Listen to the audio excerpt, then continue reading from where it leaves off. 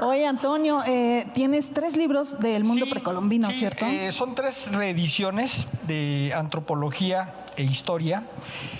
Uno es Grandeza y decadencia de los mayas, de John Eric Sidney Thompson, un arqueólogo, historiador inglés, que bueno, tuvo entre otras muchísimos reconocimientos, lo hicieron merecedor de un título de la nobleza que le dicen Caballero de la Orden del Imperio Británico, que creo que eso sobra. Realmente lo que es importante es que este autor, al igual que Eduardo Matos Moctezuma, de quien hablaremos un poquito más adelante con Tlatelolco y Tenochtitlan, son grandes intelectuales que nos dan una visión sobre el mundo mesoamericano muy peculiar.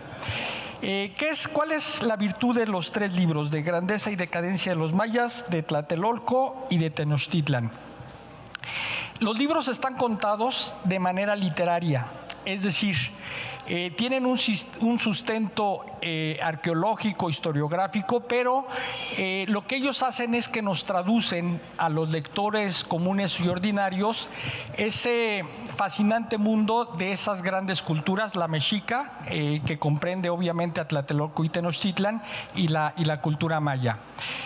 ¿Por qué es importante este libro? Porque nos dice Thompson cuando abre la obra.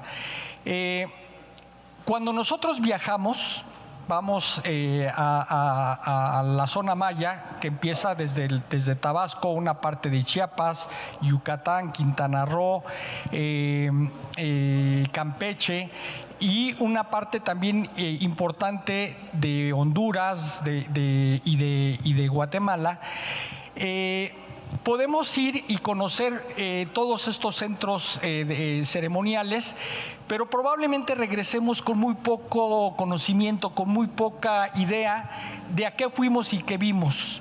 Lo mismo sucede si vamos al Templo Mayor o si nos acercamos a Tlatelolco. Y lo que él dice es importantísimo que tengamos un conocimiento de lo que vamos a ver, porque eso nos va a hacer disfrutar muchísimo más nuestro viaje y nuestros encuentros con esas culturas. Y partiendo de esa base, lo que nos dan los libros son justamente los elementos esenciales de estas 2 civilizaciones. En el caso de Grandeza y decadencia de los mayas, nos dan Thompson nos da una visión sobre el tiempo en la perspectiva de los mayas, que es probablemente uno de los desarrollos de pensamiento y científicos más interesantes que sucedieron en el periodo clásico y posclásico de Mesoamérica, frente al oscurantismo que había en Europa en esos tiempos, donde el conocimiento era escaso. Cuando el conocimiento era escaso en Europa, los mayas ya tenían una visión y en su calendario ellos ya estaban relatando hechos que sucedieron 90 millones de años antes de la época cristiana. Es decir, ellos tenían una visión de la infinitud como ningún otro pueblo lo ha tenido en la historia. Pero además de eso, los mayas tenían ya una escritura jeroglífica que no tuvieron otros pueblos mesoamericanos. Otros pueblos mesoamericanos, su escritura era pictográfica. Y aunado a eso, bueno, pues tenemos un desarrollo también artístico, tenemos muchísima pintura mural, tenemos historias fascinantes, tenemos literatura que se ve reflejada en los libros de Chilam Balam, y todo eso nos lo acerca el autor de este libro, Grandeza y decadencia de los mayas, John Eric Sidney Thompson, que lo hemos reeditado por más de 20 ocasiones. Bueno, pasando de la zona maya al centro de México, tenemos un libro sobre Tlatelolco, que es una ciudad muy emblemática por muchas razones.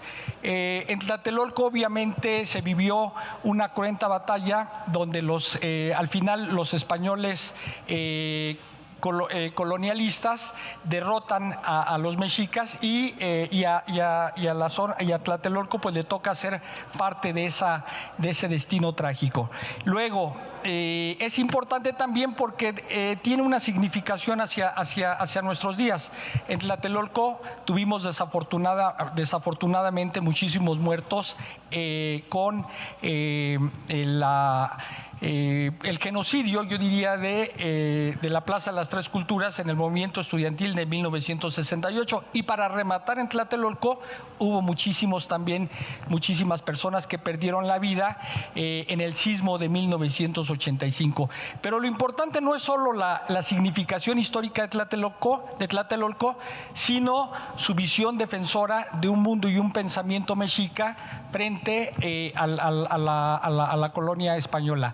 Hay un diálogo en el libro de Tlatelolco que es fascinante, que es el intento de evangelizar a los tlatelolcas y la defensa exquisita, infinita, de por qué eran más importantes los dioses de la cultura mexica.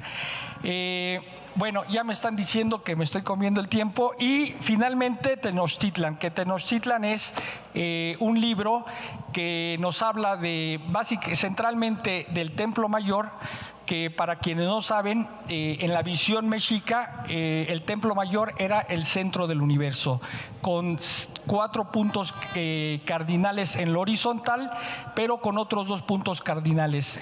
Uno que se iba hacia los 13 cielos y otro que se iba a los 9 inframundos.